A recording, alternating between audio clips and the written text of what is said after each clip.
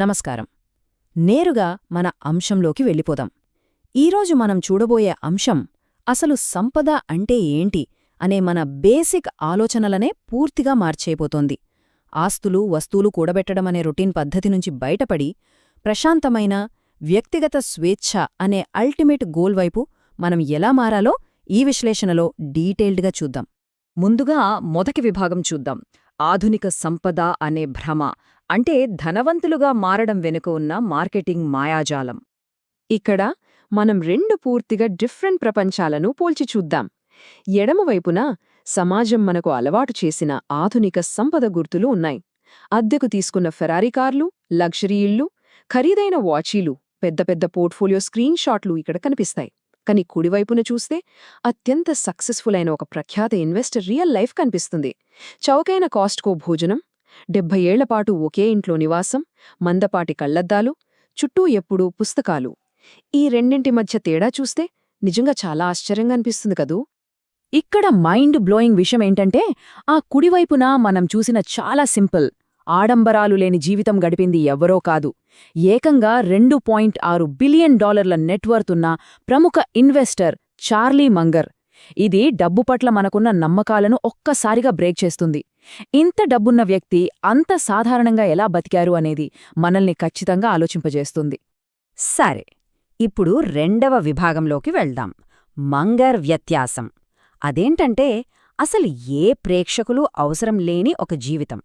ఈ రోజుల్లో ప్రదర్శన కోసం ఆరాటపడే సంపదకు, నిశ్శబ్ద స్వేచ్ఛకు మధ్య ఉన్న క్లియర్ డిఫరెన్సెస్ గమనిస్తే మనకు చాలా విషయాలు అర్థమవుతాయి. నేటి తరం వెల్త్ ఇన్ఫ్లుయెన్సర్లు ప్యాసివ్ ఇన్కమ్ గురించి మాట్లాడుతూ పర్సనల్ బ్రాండ్, కంటెంట్ క్యాలెండర్ అంటూ ఎప్పుడూ హడావుడి చేస్తుంటారు కదా. కానీ మంగర్ మాత్రం వారెన్ బఫెట్తో లాంగ్ ఫోన్ కాల్స్ మాట్లాడుతూ, హిస్టరీ, సైన్స్ లాంటి విషయాలపై పుస్తకాలు చదువుతూ పూర్తిగా తన స్వంత షరతులపై ప్రశాంతంగా జీవించారు. ఇద్దరూ డబ్బు గురించే మాట్లాడుతున్నా వాళ్ళ డెస్టినేషన్స్ మాత్రం పూర్తిగా వేరని ఈ పోలిక మనకు చాలా స్పష్టంగా చూపిస్తోంది.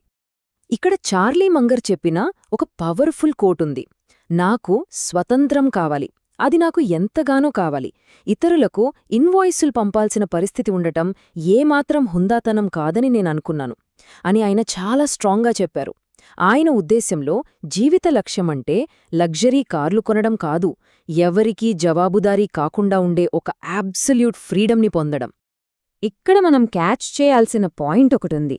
ఈ అన్డిగ్నిఫైడ్ లేదా హుందాతనం లేకపోవడం అనే పదాన్ని మనం సరికొత్త కోణంలో అర్థం చేసుకోవాలి. ఇదేదో టేబుల్ మేనర్స్ తెలియకపోవడం లాంటి సోషల్ మిస్టేక్ కాదు. ఫైనాన్షియల్ అప్రూవల్ కోసం ఇతరుల మీద డిపెండ్ అవడం వల్ల మన ఆత్మగౌరవానికి జరిగే డ్యామేజ్నే ఆయన హుందాతనం లేకపోవడంగా భావించారు.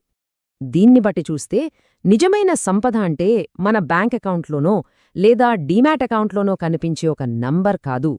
ఉదయం నిద్రలేచాక ఆ రోజంతా మనం ఎలా గడపాలి అనేదానికి ఎవరికీ ఎలాంటి ఎక్స్ప్లెనేషన్ ఇచ్చుకోనవసరం లేని పూర్తి స్వేచ్ఛను అనుభవించడమే నిజమైన సంపద అన్నదే ఇక్కడే అసలైన పాయింట్.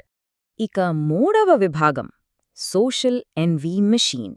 మన ఫైనాన్షియల్ బిహేవియర్ వెనుకొన్న ఇంజిన్ ఇదే. 2022లో తన 98వ ఏట మంగర్ ఒక అద్భుతమైన అబ్జర్వేషన్ చేశారు. ఈ ప్రపంచాన్ని నడిపించేది దురాశ కాదు, అసూయ. ఆధునిక ఆర్థిక ప్రవర్తన వెనుక ఉన్న అసలైన డ్రైవింగ్ ఫోర్స్ మనకు ఇంకా ఎక్కువ కావాలి అనే కోరిక కాదు, ఇతరులకున్నవి మనకు లేవే అనే భయంకరమైన అసౌకర్యం, అలాగే అసూయ అని ఆయన చాలా ఖచ్చితంగా పసిగట్టారు. ఈ చార్ట్ చూస్తే మనకే అర్థమవుతోంది. మనం ఆన్లైన్లో చూసేది కేవలం ఒకరి జీవితంలోని బెస్ట్ 15 సెకండ్లు మాత్రమే. ఆ పక్కన ఉన్న అతిపెద్ద భాగమంతా అసలు కనిపించని వాస్తవం. మనం బాగా అలసిపోయి ఉన్నప్పుడు లేదా ఏదైనా ఎమోషనల్ వీక్నెస్లో ఉన్నప్పుడు కరెక్ట్గా ఆ 15 సెకండ్ల వీడియోలను ఈ ప్లాట్ఫామ్లు మనకు చూపిస్తాయి, మనలో అభద్రతా భావనాన్ని క్రియేట్ చేస్తూ మనం అలా స్క్రోల్ చేస్తూనే ఉండేలా ఈ ఆల్గోరిథమ్స్ డిజైన్ చేయబడ్డాయి. ఈ డిజిటల్ వరల్డ్లో ఉన్న అసలు సమస్య ఏంటంటే, ఇది కేవలం కంటికి కనిపించే వాటిని మాత్రమే రివార్డ్ చేస్తుంది. ఎడమవైపు చూడండి, లగ్జరీ లైఫ్ స్టైల్, కార్లు లాంటి పైపై మెరుగులు మాత్రమే చూపిస్తారు. వీటి చుట్టూ ఒక ఆస్పిరేషన్ కల్చర్ని బిల్డ్ చేశారు. కాని కుడివైపున ఉన్న నిజమైన స్వేచ్ఛ, అంటే ఎవరి పర్మిషన్ అవసరం లేకపోవడం, ప్రశాంతంగా ఒంటరిగా కూర్చుని చదువుకోవడం, వీటిని మనం ఫోటో తీసి సోషల్ మీడియాలో పెట్టలేం కదా. అందుకే ఆ అదృశ్యమైన ప్రశాంతతను ఎవరూ పట్టించుకోవడం లేదు.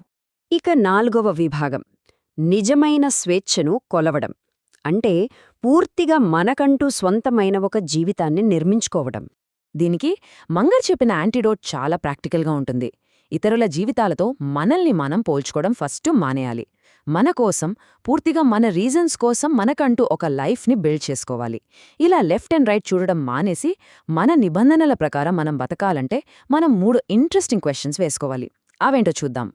ఇందులో మొదటి టెస్ట్, మనం బాగా డ్రెయిన్ అయిపోయే ఒక ప్రాజెక్ట్కి గానీ, లేదా మనం అసలు రెస్పెక్ట్ చేయని ఒక క్లయింట్కి గానీ ఎలాంటి ఫైనాన్షియల్ క్యాల్క్యులేషన్స్ లేకుండా కాన్ఫిడెంట్గా నో చెప్పగలమా? ఇష్టం లేని పనికి నో చెప్పటానికి కూడా మనం ముందు బ్యాంక్ బ్యాలెన్స్ చూసుకోవాల్సొస్తుందంటే ఇంకా ఆ ట్రూ ఫైనాన్షియల్ ఫ్రీడమ్ రాలేదనే అర్థం. ఇక రెండవ టెస్ట్ విషయానికొస్తే, మనకు శనివారానికి, సోమవారానికి మధ్య తీవ్రమైన తేడా అనిపిస్తుందా? మనం రోజువారీ చేసే పని మనం ఇష్టపడి చేస్తున్నామా? లేక సండే నైట్ రాగానే రేపు మళ్ళీ ఆ పనికి వెళ్లాలనే భయం, ఒక రకమైన ఆందోళన స్టార్ట్ అవుతున్నాయా? ఈ ఫీలింగ్ను మనం అస్సలు ఇగ్నోర్ చేయకూడదు. ఇది మన లైఫ్ డైరెక్షన్ గురించి చాలా చెప్తుంది. మూడవది, బహుశా కాస్త అన్కంఫర్టబుల్ అనిపించే టెస్ట్. మనం మనకోసం ఒక జీవితాన్ని నిర్మించుకుంటున్నామా, లేక ఇతరులను మెప్పించడం కోసం పర్ఫామ్ చేస్తున్నామా? మన లక్ష్యాలు నిజమైన స్వేచ్ఛ కోసం పుట్టినవా, లేక సొసైటీ మనల్ని గుర్తించాలనే ఎక్స్టర్నల్ వాలిడేషన్ కోసం పుట్టినవా అని చాలా నిజాయితీగా ప్రశ్నించుకోవాలి. ఇక్కడ మనం ఒక చేదు వాస్తవాన్ని ఒప్పుకోవాలి. మనం కేవలం ప్రేక్షకుల కోసం ఒక లైఫ్ స్టైల్ని బిల్డ్ చేస్తే జీవితాంతం ఆ ప్రేక్షకులు మనకు కావాల్సిందే. అంటే ఇతరులపై ఆధారపడే ఒక డిపెండెన్సీని మన లైఫ్లో మనమే పర్మనెంట్గా ఫిక్స్ చేసుకుంటున్నామన్నమాట. చార్లీ మంగర్ మాత్రం తన జీవితాన్ని అచ్చం తను నమ్మిన ప్రశాంతమైన ఫిలాసఫీలాగే గడిపారు. 99 ఏళ్లపాటు ఏ ఆడంబరాలు లేని లైఫ్నే ఎంచుకున్నారు. పుస్తకాలు, క్వాలిటీ సంభాషణలు, అబ్సల్యూట్ అటానమీ ఇవే ఆయన ప్రపంచం. ఆయన లైఫ్ స్టైల్ చూసి ఆయన పిల్లలు సరదాగా ఏమన్నారంటే, ఆయన కేవలం 2 కాళ్లు బయటకు కనిపిస్తున్న ఒక పుస్తకం మాత్రమేని. వినడానికి చాలా ఫన్నీగా ఉన్నా ఆయన క్యారెక్టర్ని ఇది ఎంత పర్ఫెక్ట్గా చెప్తోందో కదా. ఇక మనం ముగింపుకు వచ్చేశాం. ఈ డిజిటల్ యుగంలో మనం ప్రయాణిస్తున్నప్పుడు, నెక్స్ట్ టైం ఎవరైనా వెల్త్ ఇన్ఫ్లుయెన్సర్ని చూసినప్పుడు ఒకటే కీలకమైన ప్రశ్న వేసుకోవాలి. ఈ వ్యక్తి నిజంగా స్వేచ్ఛగా ఉన్నాడా, లేక తను స్వేచ్ఛగా ఉన్నట్లు మనం నమ్మాలని ఆరాటపడుతున్నాడా? వాళ్ల దగ్గరున్నది ప్రశాంతమైన నిశ్శబ్ద స్వేచ్ఛ, లేక మన అటెన్షన్ కోసం ఎదురుచూసే ఒక అభద్రతాభావమా? ఈ ఆలోచనతో ఈ రోజుటి మన విశ్లేషణను ముగిద్దాం. ఇది ఖచ్చితంగా సంపద పట్ల మన ఆలోచనా విధానాన్ని మారుస్తుందని ఆశిస్తున్నాను. ధన్యవాదాలు.